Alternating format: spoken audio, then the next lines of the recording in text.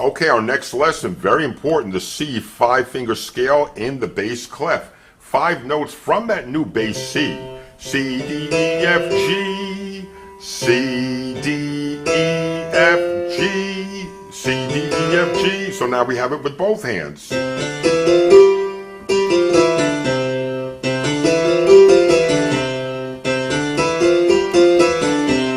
great thing to practice.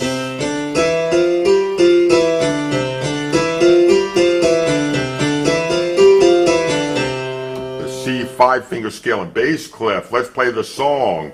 Hand position, fifth finger on C. Sorry, 5 on C, right hand on middle C. Ready, go. Team A marches up and Team B marches down.